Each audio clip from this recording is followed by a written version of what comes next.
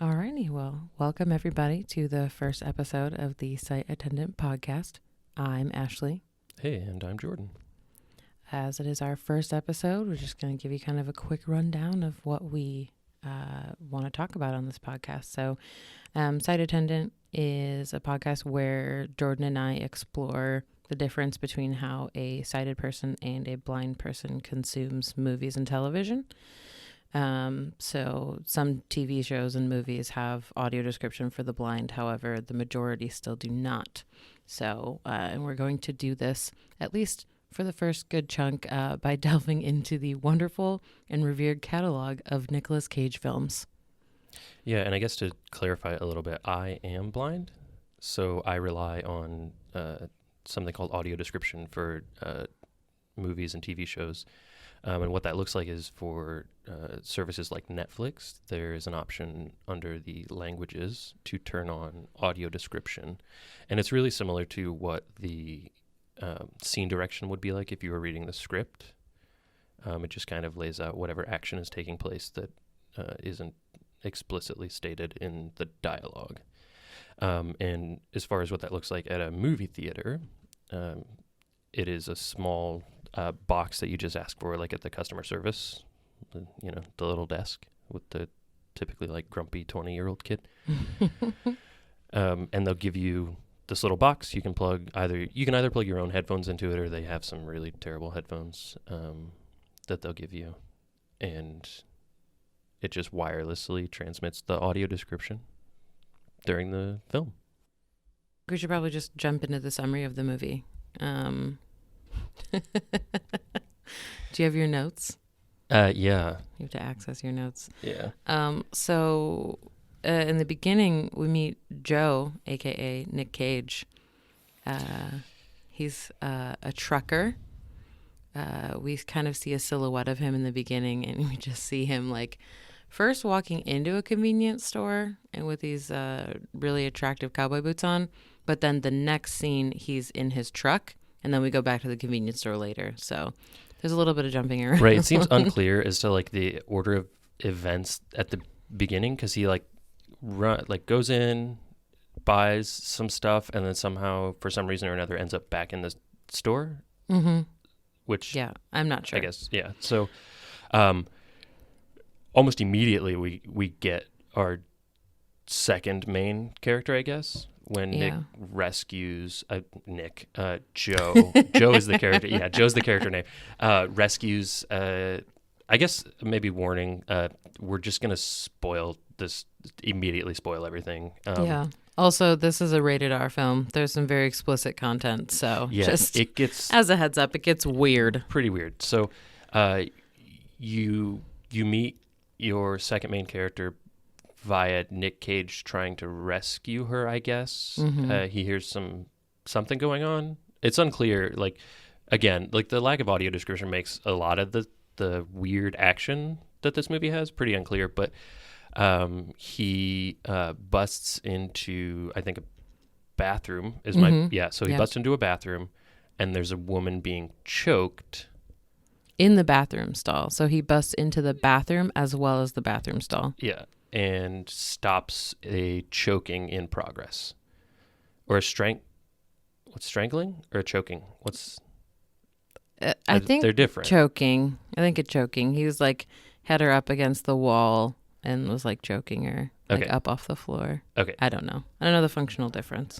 I don't either. But either way, he's got hands on neck or arm on neck, something. He's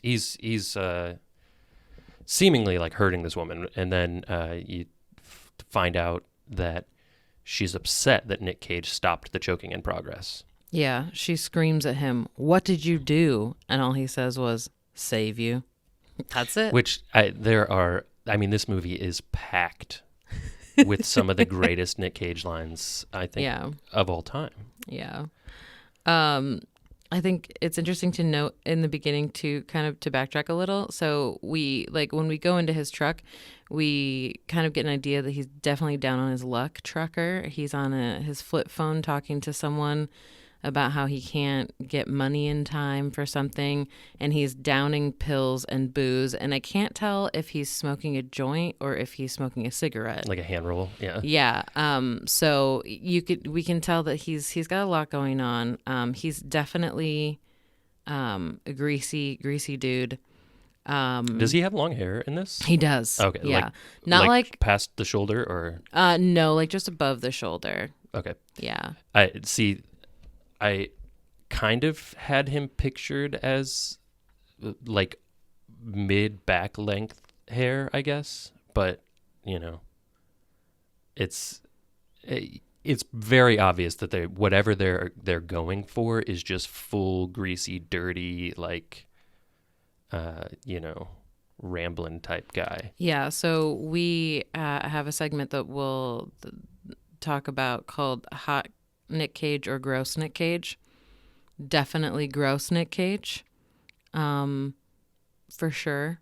I mean, so I was thinking about that, like as a thing, right? The question, hot Nic Cage, not Nic Cage, not Nic Cage. I don't know. We'll come up with a clever name for it, I guess. But can you just offhand think of a movie where you would say hot Nic Cage is hot Nic Cage? Because okay, so it's controversial for me. I think for the world, because I like long hair Nic Cage. So like Con Air Nic Cage is very attractive Nic Cage to me, and he like wears like a white tank top in like the whole film.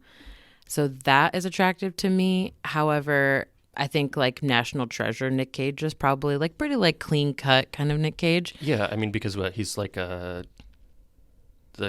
professor type. Yeah, like that's the vibe they go for. Yeah, and that. So he's pretty attractive in that. But sorry, I think the longer haired, but like greasy, tatted up, like obviously I have nothing against tattoos or anything, but they're definitely going for that kind of aesthetic. Like he's got a shark tooth necklace, he's got a trucker hat, like he just like looks like his hair is greasy throughout the film. So like they definitely like play that up in that kind of role. And he's got like scruff as well. I mean,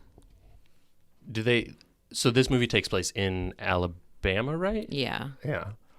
And like I feel like that's a real like Southern vibe, like that they go for that trope of like the greasy Southerner guy who like he's got the shark tooth necklace that he probably got when he was 12 from his uncle or something. Yeah. Yeah. And they definitely do, like, you can tell like the mascara around the eyes to make him look like more like dark and sinister. He's kind of got like the bags under the eyes, that kind of look going on. So we should kind of get back into the plot. Yeah. We're coming up on the best line of the whole film, so I'm going to let you take that away. Oh, yeah. So it's almost for some reason an immediate relationship of some kind with this woman. Like they're friendly. He stopped her. Her name is Julie, by the way. Okay, yeah. He stopped her from being choked. I imagine he thought like she was either like being murdered or abused or something. Yeah, he says, we don't treat women like that in the South. Yeah, which I guess the guy that was doing the choking does treat women like that in the South, but Nic Cage said otherwise. So they become fast friends. I would imagine. I mean, like saving someone's life, the deal. They owe you a life debt. So then they're doing like the get to know you situation. She says something. She asks about whether or not he has kids. Yeah, because we learned that her daughter has been in a motorcycle accident and she's trying to get back to Mobile as fast as possible because her daughter's in a coma and is waking up. It's a really aggressive amount of information. They just start cramming at you like as fast as they can. Like within the first like 10 minutes of the movie, you learn almost all of the key plot points. Yeah. So this lady and her frustration on the choking matter is somehow related to the daughter in coma situation. So you learn kind of there's some link between those two things.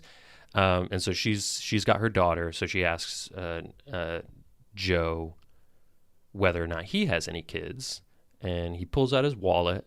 And again, this is the pulling out the wallet and that kind of thing. Those are things that I would not have had without someone kind of there watching alongside me, unless there was audio description for it. But the guy pulls out his wallet, shows, the typical like picture of the kids in the wallet thing. And she says something about them. Beautiful family or something like that. And we get the most perfect Nic Cage. Oops, they're dead. Like, completely out of nowhere, you get this weird, like, dark alt comedy version of what Nic Cage is. And I mean, that kind of intros the vibe for Nic Cage throughout the rest of the movie. I mean, it's not normal human behavior. No. It's completely erratic. Absolutely. And I mean, he's on pills and...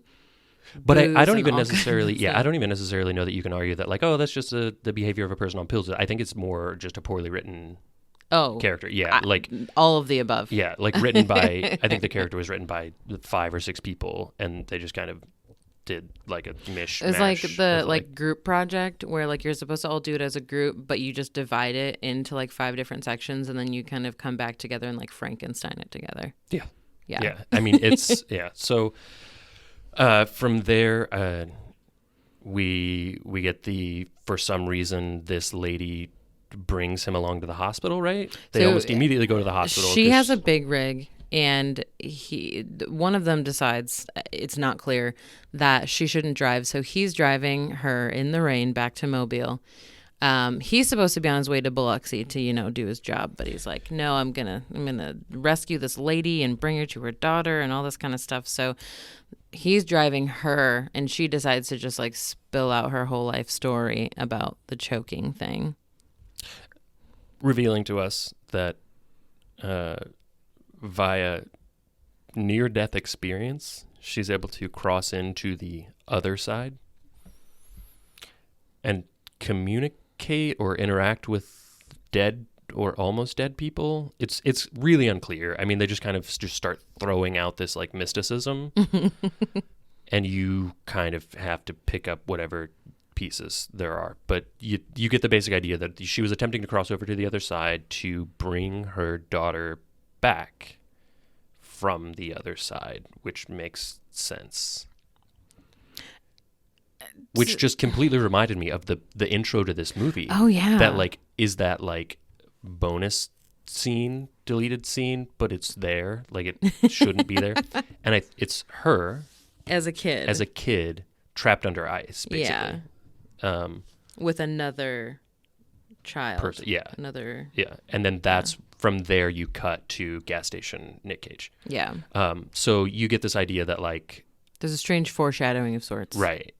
But another thing that you wouldn't have gotten at all by yourself without AD. Yeah, the movie opens to just like weird, like ethereal sounds, like very creaky, weird, like moany type sounds, and then it cuts immediately to the gas station Nic Cage. So like that whole beginning part, there's absolutely no way to. For me to discern what's happening there. Yeah. Cut to the hospital. Her daughter is in some kind of in-between state, it seems. So Julie ushers Joe, Nic Cage, to like a stairwell so that he can choke her so that she can access this beyond place. Like tap into the other side. Yes. Which, I mean, I don't like interacting with strangers at all, so I don't necessarily know. Like, I feel like by this point in my life, if I had that power, whatever the crossover to the other side power via choking, I'd have a friend. Yeah, like someone that I designated trusted as my choker. Yeah, but she's down to just get strangers to do it, I guess, which is truckers specifically. It seems. Yeah. So. He does the choking, and she journeys through. We get like weird flashy stuff, which I was able to pick up a little bit of because the audio kind of takes in, like, you hear like a bunch of voices and like what are clearly like quick cuts, right? Like a lot of flashing of probably weirdly lit scenes, or what is that? Okay. And then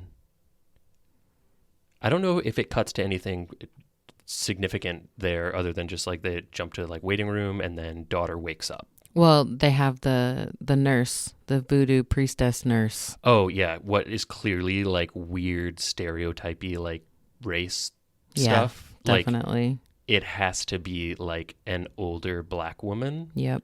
Who for some reason knows all the voodoo. Yeah, that she knows that the woman is in the in-between world. Mm-hmm. Because that is a thing. Yeah, apparently. So I mean, she gets back and the daughter like wakes up immediately. Right. And she starts acting fucking weird immediately. Like Joe's the only one in the room. The mom isn't even in the room. She's in the waiting room talking to the daughter's Gavin Rossdale looking motherfucker boyfriend. And then like she wakes up and she looks at Joe and she says, I just want to look at you forever. Like, Joe doesn't know her from anyone. Which, I mean, let's get real. Head injury stuff can definitely produce some weird behavior. Mm-hmm. But she clearly immediately starts acting like she knows this guy, who she doesn't. Yeah. Neither her. So her name is Billy. Oh, yeah. So neither Julie or Billy knew Joe before he busted in and saved the day at the truck stop bathroom. Yeah. And the mom like rushes in and Billy just continues like her mom isn't in the room. Like she just keeps looking at Joe all doughy-eyed and saying all kinds of stuff like, don't leave me, I'm not good on my own, and like all this stuff, like just weird. Okay, so here is where I start to question the writing a little bit of like we get a pretty clear sign that Joe and Julie had never met each other when he pulls the rescue off, but they are immediately on this like friend level, like nonverbal communication, like it's as if they've known each other for years. Mm-hmm. They are not interacting like just met you an hour ago people interact at all. Like, so some weird writing stuff, which, you know, is whatever. I mean, you get that a lot in movies, like very poor, like relationship development. Both of them, Billy and Julie, are both like attached to Joe almost immediately. Yeah, just strange stuff.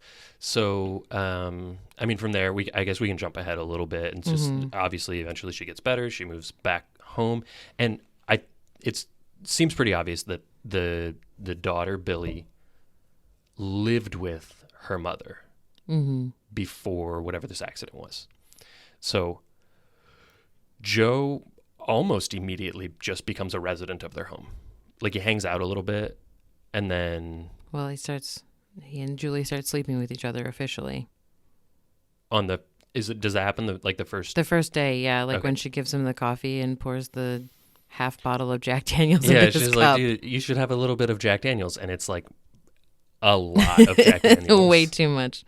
I did note that he looks even grosser without his hat on. Like he takes his hat off and just looks so much more gross. Yeah, I mean, you know, it's the vibe. Like they're shooting for gross, like full greasy guy, right? So, and Julie just like continues to spill her whole life to him. Like she's from Germany, and he like asks her about it, and she talks about how like she married someone in the military, and then they moved here to the United States. And he like learned about her gift and wanted her to like find his friends who he was deployed with who had passed away, and she like had to explain to him like, no, it doesn't work that way, and then like he leaves. So she just like continues to just give him all of her life. Right. Which, so the I'm from Germany situation too is interesting because throughout the movie you get really heavy German accent sometimes, and then no accent other times, which is nice. And I wonder if that actress is German or if that accent's a put on, because it's just a very like unclear accent throughout the movie. We could find out. Yeah. We could, let's see. We have the power. Yeah, so... Her name is Franca Potente? That sounds Yeah, vaguely... she was born in the German city of Munster. Okay. To Hildegard and Dieter. Those are very German names. Yeah. So, okay, so her accent, I guess, and, like, it could just be the nature of, like, being, you know, speaking English, like, most of her life, I'm sure, if not all of her life, but also just maintaining enough of a German accent. So, but the Nic Cage accent throughout this movie is absolute gold. Oh. It's really aggressively Southern. And then not at all. Yeah. Like it's really strange. It's wonderful. But the accent thing reminded me of like some of his like weird colloquialisms, and there was one we missed earlier. Oh no. When he does the rescue, the bathroom rescue. Mm-hmm. He says to the guy, you know, that he rescues from, why don't you try wrestling a man gator next time? Which I don't know what that means. I don't either. We're both very Midwestern. Like, is it common to like? Because like, I guess it's following like the don't like pick on someone your own size, right? Like, mm-hmm. If you know what a man gator is, please let us know. Yeah. If you have any personal experience wrestling any man gators, mm-hmm. please let us know. Mm-hmm. It was an interesting phrase, and there are a ton more throughout the movie. So, he really hammers them home. So we get the first sexual encounter between Joe and Julie is like right on that first night, and there's the weird interaction of him like aggressively asking her, which is the old trick, right? Is the where am I sleeping tonight? Hoping, you know, you're going for maybe she'll say, let's share my bed. And she says the couch. That's later. That's much later. Oh, Jesus. Yeah. I'm jumping all around. Yeah, you are. No, so this is the morning after they spend the night in the hospital when they first have their first sexual encounter. Okay. And then, like, the daughter comes home. He needs to go out to Biloxi. Oh, he's got more trouble to deal with. He's got more drama. Yeah. So, I mean, if it's not clear, this movie is, I said movie. This movie is very unclear plot-wise. Like, things just happen. There's not necessarily any, like, order to what's happening. It's just everywhere all at once. Yeah. So... Oh my gosh. And the soundtrack, we haven't even talked about the soundtrack. Oh, like, we haven't even gotten like a good chunk of the way into the movie just because like there's so much weirdness, but the soundtrack is just so not right. Like, it's just like there's rockabilly during weird everything's times. Really out of place. Like, yeah. I know for sure that I noted one part where there's very like Mission Impossible sounding music when like I think he's just sitting around. Like, nothing's happening. It's just, let's hit some hard and heavy, like, jazz bass, Mission Impossible style, like, really, like, secret agent-y stuff. And I thought maybe there was something going on. And I asked you, like, what is happening? What's he doing? And he was just chilling. Yeah. Nothing. Yeah. Nothing is happening. The good news is we can get to the part of the movie where we just follow the daughter around the house a bunch. Oh, yeah, and like another like AD related problem is like she's just silently wandering around the house pretty consistently throughout the movie. Yeah, she just like looks at Joe, watches Joe interact with Julie, and she's just like usually in just a t-shirt off her shoulder and underwear. Like, that's pretty much her costume the whole time. And she's just walking around looking at the pictures. It looks like obviously she's trying to familiarize herself with the area. There is a scene where she's looking in the mirror and she's grabbing her boobs like they're new to her. Right. Is that at all like again, are we supposed to be assuming at this point, like, that there's nothing strange necessarily going on, that it's like head injury related, I guess is where, like, when you watch it the first time, you really are trying to figure out what the hell this movie is going for. Mm-hmm. And it's, you understand that there's really something significantly wrong with daughter at this point. There are definitely a couple of scenes where she just watches Joe and Julie have sex. Just like there was like a couch creepy, scene. yeah. Yep, and she just stands there and like watches in like, I don't even want to say like anguish, but just kind of like almost confused. Like her eyes are kind of dead. So I guess here's where I started to question. So she's a daughter living with her mother, and there's not necessarily any reason for us to assume her age, but I would imagine she's young, right? Probably under 20 years old. Definitely. Probably yeah. under 18 years old. That I'm not sure. We know that at least, I mean, we can assume she has a motorcycle license. That doesn't necessarily mean that she does. It's Alabama, so, yeah, you know. I don't know. Not too familiar with the laws in Alabama. Not trying to alienate our audience in Alabama. Definitely trying to alienate anyone listening from Alabama. They're irresponsible with motorcycles. That's the stereotype. That's Yep. what I've always said about Everyone people from knows. Alabama. So it's unclear, but like, you know, people live with their parents or their mom until, you know, some people until they're 30, who knows? Are you trying to say something about yourself? I have and will live with my parents again someday.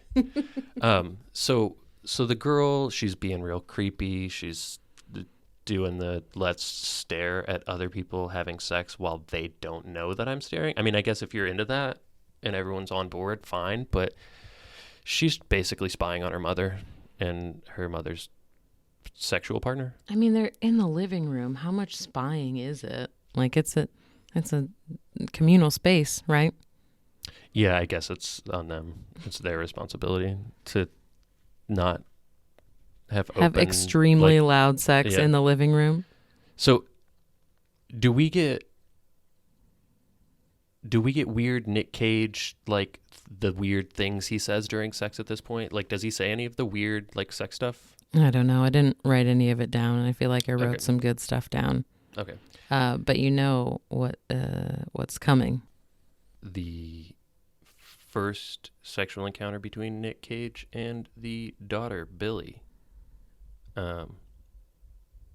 Very strange. What do you like? Very strange or kind of strange? I would absolutely say very strange. It's okay, very strange. So they're chilling on the couch, and it's completely unprovoked, right? She just like reaches under a blanket. Yeah, they're watching a nature show. That is typically what will get you going. Hey man, you know how I like planet Earth. So yeah. So she reaches under the blanket and is clearly fiddling with his pants. Like, is there like any struggle, or does she just immediately like dive in? She's like there. Well, I mean, they kind of switch back and forth because the mom is behind them, like trying to fix dinner. She's in the other room. Yeah. It's not even like another room. It's like the couch provides the divide. Okay. Between the two rooms. It's a real open concept house. It's nice. Yeah. She asks, oh, do you two want okra for dinner? And they both answered, no, that's gross. And this is where we learn, again, another weird thing's going on with the daughter, because the mom says something to the effect of, oh, you've always really liked okra. And the daughter says that she had been lying basically her whole life about it, the okra enjoyment situation. This okra conversation all happening while the daughter is hand jobbing Nicolas Cage. Yeah, and he's not really putting up any kind of fight. Like, he looks uncomfortable for sure, but he's not like taking her hand away. He could very clearly overpower her, and he's not like taking her hand away. He's not, making her stop or anything. So it just kind of... But this is where I get into my concern as to whether or not he is committing a actual crime. I don't know. It's unclear.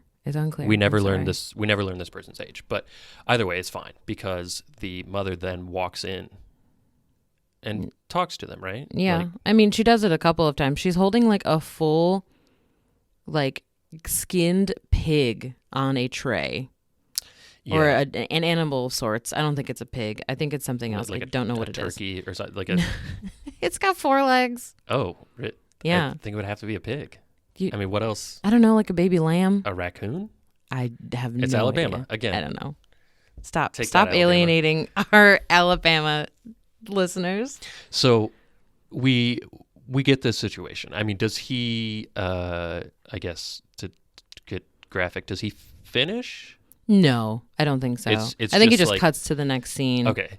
So In which he's wearing a T-shirt with a full alligator head on it, like gigantic alligator head. which we talked about. I want that shirt. Yes. I want most of the clothes. Yeah, I was gonna think, say the that, fashion choices for like, him. it's I think you need his boots. Like they're very like snakeskin looking right. cowboy boots, so you Yeah. need them. Which, like, you know, it seemed like there was a rash of people like buying clothes from TV shows and movies through like the maybe like 2010 to 6 range, or 2010 to 16 range, like where people were buying like the jacket that Ryan Gosling wears in Drive, Oh yeah, and like yeah, like yeah. the just aggressively marketable clothing, or the boots that the brothers wear in the Breaking Bad, the 2 assassin guys. They're wearing like these really obnoxious like gator boots, and then they've got these little like skull tips on them. Like people were buying those up. People, no one you know. No, Okay. no. You do not have the Drive jacket in your closet. I have the Drive jacket in my search history and saved in my favorites, but I never pulled the trigger on it because Okay. I just couldn't. I'm not gonna be that guy Okay. Not for now. for now. So I want most of the clothes that he wears in this movie because they're obnoxiously greasy and weirdly southern, like all gator, all like All gator all the time. all gator all the time. Do we see Confederate flags in this? Not that I recall. Okay. And I feel like I'm particularly sensitive to Red- seeing yeah, particularly like right now, Confederate flags. it's Yeah. top of mind. So, this basically starts this weird spiral of just sexual activity between the daughter and Nic Cage, where I guess does he continue hooking up with the mom? We'll get there. Not that I know of, but there is a particular scene later. So, I mean, the next big thing that happens, like he tries to like fix her bike so that like they can sell it. And that is just so beyond me, because if she was in an accident that was bad enough for her to be in a coma, that bike would be in pieces. So I don't know what's fixable, but you know, good writing. And then, so we kind of have to backtrack a little bit, because when he goes to Biloxi, he gets his truck repossessed, and like his, all of his worldly possessions are in it, and they don't let him take them. Like he has Right, to they're pay like, like when $500, and he doesn't have that much. So he Yeah. tells, like he comes home and it's a sob story for Julie. And so she leaves the house after this sexual activity with Billy starts, and she like goes to like buy his earthly possessions back. In the meantime, the daughter calls Nic Cage into her room, and she's wearing his button-up shirt and just a bra and panties, and basically like confesses like, "Oh, I'm Mary. I'm not Billy anymore. Like I'm your wife who died in that fire." So this is where everything kind of changes, right?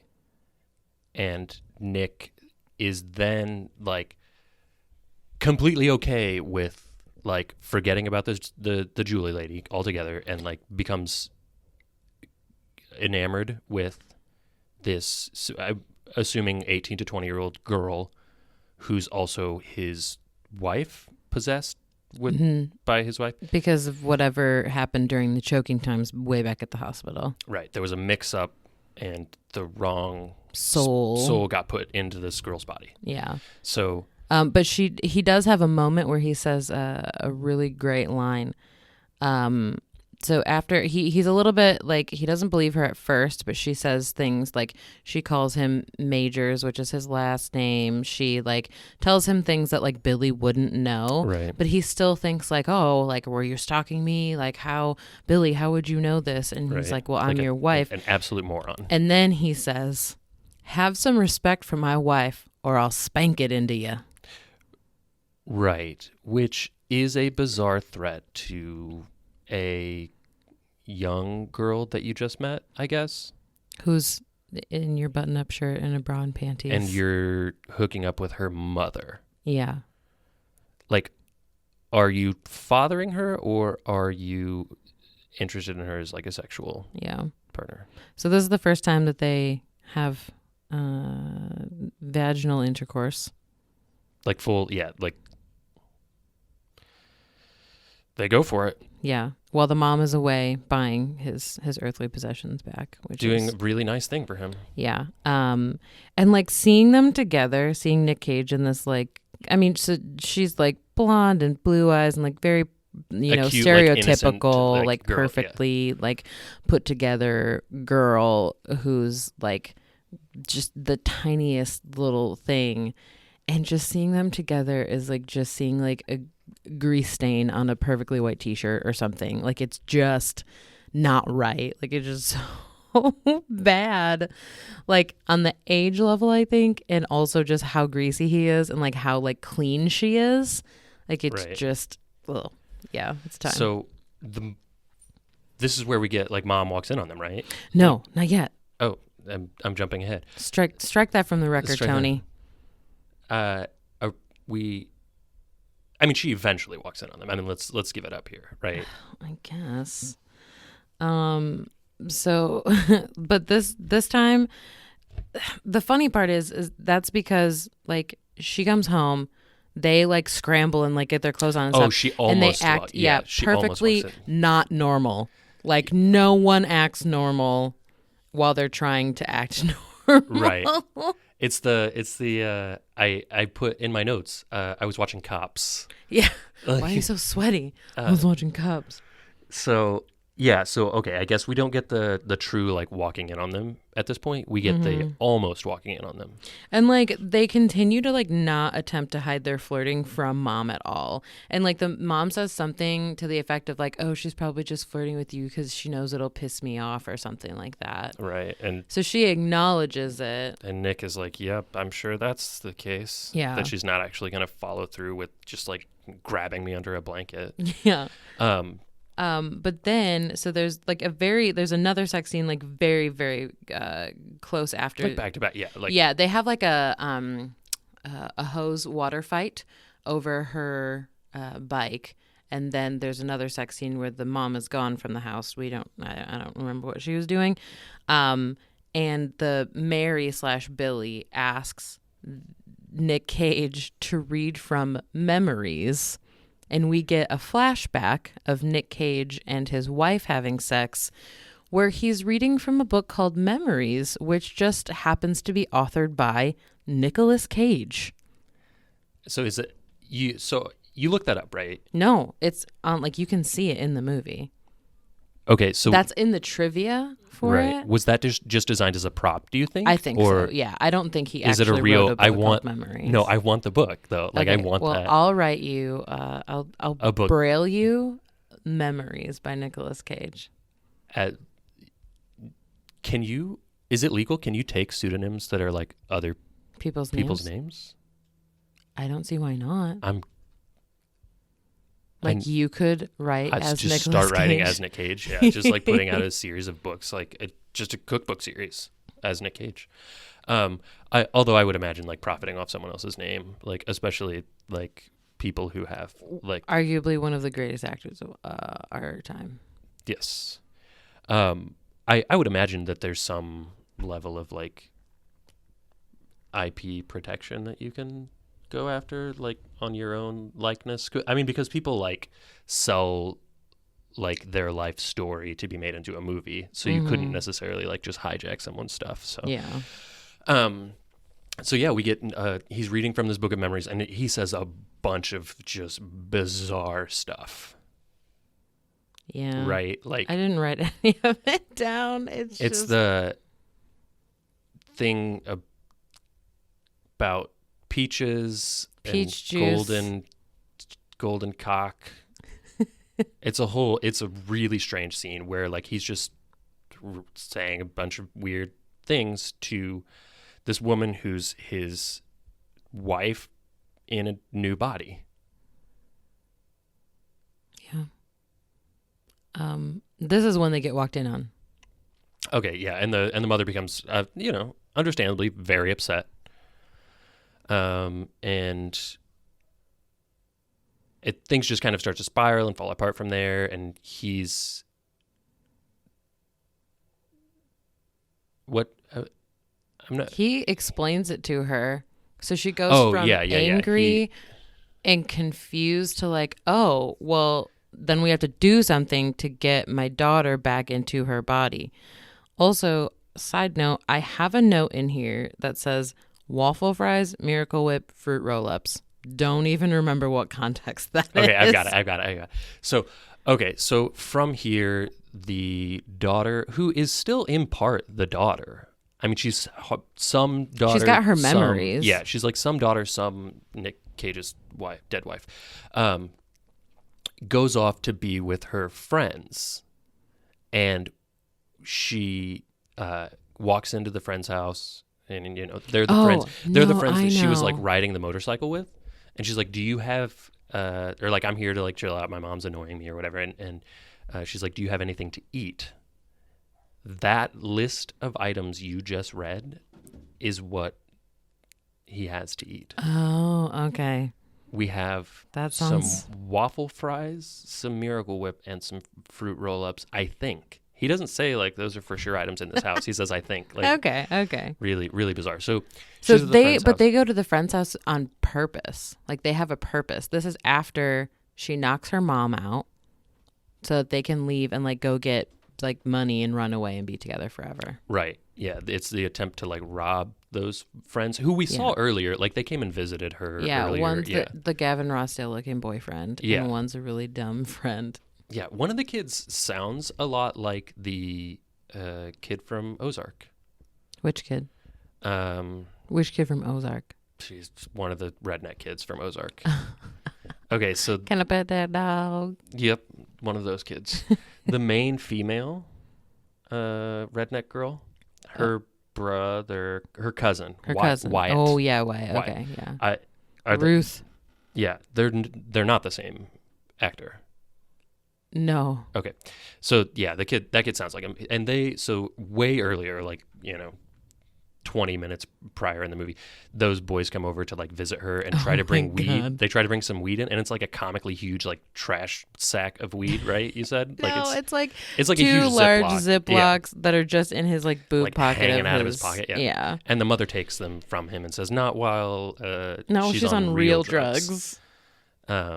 Which, Oh, yeah, because she has that scene earlier where she just brings, like, this pill bottle and, like, some, like, codeine cough syrup or something. And she's like, I just don't even know, like, how I'm going to give all these things to her. And it's like, well, it's all on the bottle. Like, it's not that hard. Pretty straightforward. Pretty simple.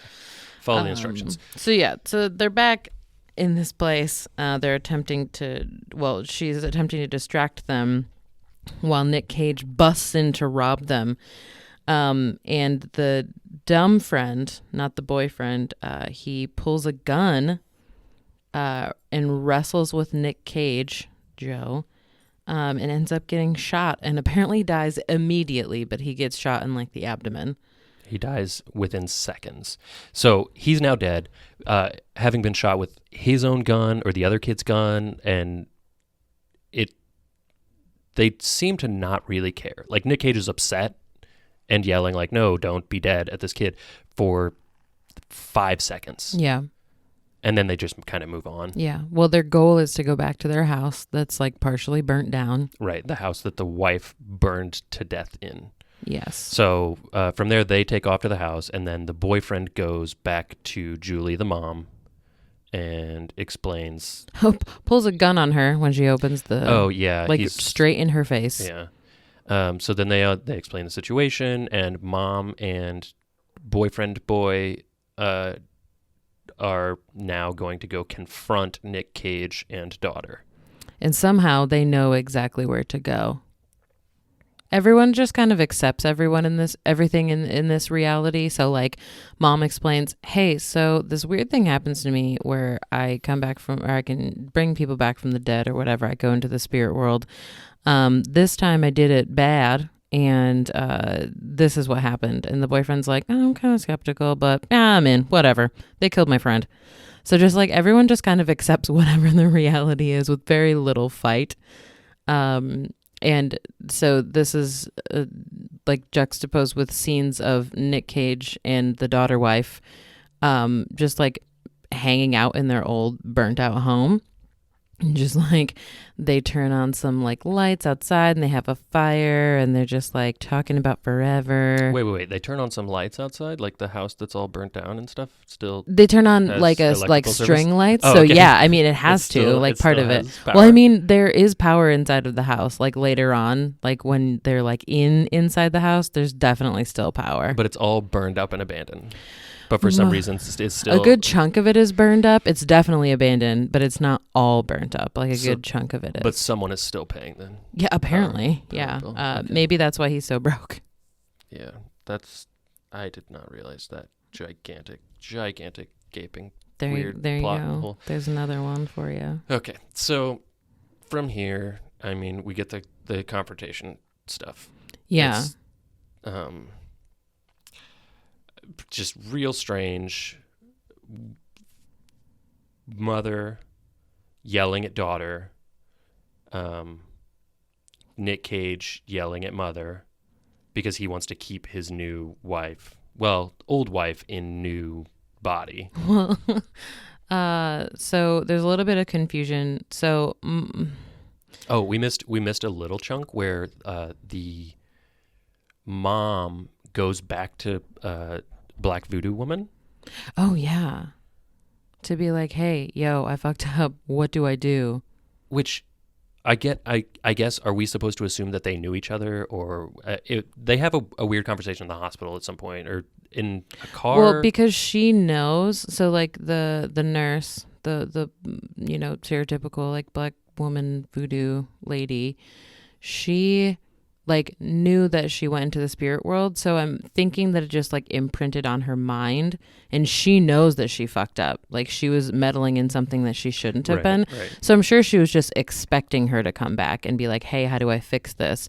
And basically the nurse is like, leave it alone. Like you've already done enough. Don't do anything further. And just of course the mom just like does the opposite. Yeah. So we get this showdown thing. Yeah. So Billy Mary is pointing a gun at Julie. Mm-hmm. Her mother. Yes. Gavin Rossdale, boyfriend, is pointing a gun at Nic Cage, who is just drinking out of a flask and laughing like a fool on the couch. Oh, we get so much good Nic Cage laughter throughout this entire movie. He is like going, and he's starting to like hallucinate. So he starts seeing his daughter in the rooms. Okay, so I picked up for sure the little girl audio, but it's like very repetitive, and it's like the same words over and over. It's like, let's go play, let's go play. Yeah. I didn't necessarily know that she was like appearing in the room to him. Yeah. So that's weird. Whatever. Yeah. And then like just out of nowhere, the daughter wife confesses. She says, "Hey, Nic Cage, I murdered your daughter, and then set the house on fire with us inside to cover up the murder that I did." Out of nowhere. I just wanted you to pay attention to me. You're just gone on the road too much. Yeah. And this sounds like a true crime. Yeah. Rather than be extremely upset by this, he apologizes. Yeah. For being on the road too much. Mm-hmm. Like he deserved it or something. Yeah. He just confesses it. And then he just like starts going insane. Like he starts crawling on the floor and just crying for his daughter. There's a Jack in the Box. And just a side note, whenever somebody plays with a Jack in a Box, they're always so surprised when the Jack pops out. Why? That's the entire point of the toy. Like, it's gonna come out. Anyway, he's going nuts and he's playing with this Jack in the Box and he's like sobbing and like holding on to it and like just going absolutely insane. I have listed in my notes that the sound of Nic Cage crying should be the new national anthem. It is unbelievably aggressive. It seems like it lasts 15 minutes at least. Yeah. I mean, this movie felt like forever. Do you hear my dog? Yeah. Oh. He's laying, my dog is laying on the floor next to us, and he makes grumpy sleeping noises that aren't necessarily snores, just like groans. And you may have been able to hear that just now, so there you go. A fun little insight into the room. So the daughter like passes out or something. Because the mom is trying to invade her other world stuff. No, the mom gets. Oh yeah, because the mom gets shot by the daughter. So she the way her. That she can like access this world is like being near death. So being choked, or in this case, being shot. So she's near death, and she basically traps Nic Cage's wife in the house so that her daughter's soul can come back into the body. Yes, which makes all the sense in the world. So she wakes up and she finds her mom shot, and the boyfriend is like, "We got to get out of here," because what does Nic Cage do? Jordan, do you recall? Dumps gasoline all over himself, and he takes out a cigarette and just lights a Zippo and goes up in flames. And then presumably the mom dies, because the next scene is just the daughter and the boyfriend just like tearing ass out of there, like in the car. Right. I mean, because the Nic Cage burned body is there, and the mom got shot body is there. Mm-hmm. And then the two kids are just riding off into the sunset, I guess. Yeah. So then we get a bonus scene, which is Nic Cage with his parents, so his mom and his dad. Mm-hmm. And his dad shoots his mom, right? No. So his dad is arguing with his mom, and Nic Cage shoots the dad. Yeah, grabs a shotgun, and of course the dad challenges him and says that he would never do it, and then you just hear a gunshot, and then it goes to black. Which is, okay. Hero boy. Okay. Overall, really bad movie. Yeah. But so we missed a couple of lines there. Early on, Nic Cage is drinking with the Julie lady and gives us the old classic, "Gotta go drain the main vein." Yeah, cringe, which is cringy, really bad, cringe. And then when he comes back, she like offers him a beer. Oh yeah, yeah. And these are like back to back weird, yes. like why cliche line type stuff. Do you want another beer? And his response is, "Does the Tin Man have a sheet metal cock?" Which is something I've never heard anyone say. Oh, I've definitely heard people say that before. Wow. Okay. Yeah, it's just as cringy in person, I promise you. Mm-hmm. It was really, I hated it. And then, what other lines? Oh, the early on, like when he's losing his truck, he says, "A man without a truck isn't really a man," which is something I didn't know. Yeah, I didn't know that either. Because I sold my truck like 10 years ago. Did you know you haven't been a man for the last 10 years? I guess that's the case. Huh. So I need to work on getting another truck so I can get back into manning. Yeah. And then, very like hitting the buzzword thing. When they're in the house with the confrontation thing, or like right before the confrontation thing, he asks, Nic Cage asks the daughter, "You're not gaslighting me, are you?" Mm. So, just very like pound on the buzzwords. Yeah. So, yeah, that's it. That's the weird Between Worlds. It's available on Netflix. Go watch it, and you'll be disappointed in yourself. No, we watched it, so you don't have to. So do you want to give your rating, and I'll give my rating, and then we can give IMDb's rating? So like there's the hyperbolic rating, right? Like the this is a 0. Like, A 0, it's garbage. -1. Yeah. But I think genuinely, like my true, do we do like a 5 out of 5 stars or out of 10, or what do you want to? I think because IMDb does out of 10, so we can just stick with the 10. 3. Okay. Not completely not kidding. Yeah, no, I gave it a 4. Yeah. So like, It's really bad. yeah, it's terrible. Like and not just for like a couple of reasons. It's bad for a lot of reasons. Like really bad soundtrack, bad mostly. scoring, Just everything. mediocre acting. Like it's not terrible acting in some cases, but a lot of the acting is just horrible. Which reminds me of another line that we missed. Oh no. This isn't just bullshit. It's This dog shit. Oh yeah. Oh god. Like he's so aggressively upset with some guy about, I think it's again It's back to the like losing the truck thing. Yeah. Yeah. This isn't just bullshit. This is dog shit. Yeah. Not sure the distinction there. What makes it worse? Really crazy. Yeah. Which was it this movie that we heard the phrase, you can't put the shit back in the dog? Oh. Because wherever we heard that recently it was very upsetting. Yeah. But I don't think so. Either I mean, way, I remember, like, we've heard it recently, but I that don't phrase remember came where. up. Can we just not? Can we leave the dogs alone? Oh yeah, all dogs are perfect. And no dogs were harmed in this movie. No. No dogs even were in this movie. I don't recall. Really, really disappointed in the I lack should of note that lack in the of dogs. future, Yeah, if there's- totally. What's the dog situation? Yeah. So the IMDb rating is 4.2 out of 10. Okay. So we weren't too far off. Yeah, and I guess like the IMDb rating, is it based on like user? It's a user rating response. I right? believe so, yeah. So I guess that makes sense. It's not good. Yeah, it's user ratings. It's not good. So I would imagine then going into like the other fun facts type stuff is it was not nominated for even a single award. No, not nominated. Definitely didn't win any awards whatsoever. Okay. When was this? So when was this movie made? Do you want to guess? Yeah.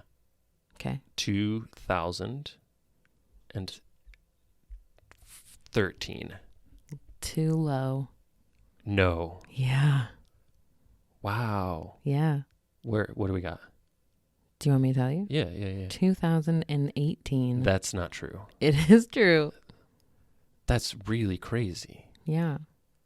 So he just came off Into the Spider-Verse and then made this movie, or the other way around. I mean, they're within the same like general Between range. Worlds was right before it. Apparently. Holy cow! That's Oh, this was the one that was between Teen Titans, which got really good reviews, and Into the Spider-Verse, which got also really good reviews. Yeah. So yeah, it's not wow. ideal. Okay. Well, you know what? He keeps it interesting. That's all I've got to say. yes. So So I guess the only thing that's left to do is give the Nic Cage Fact of the Day.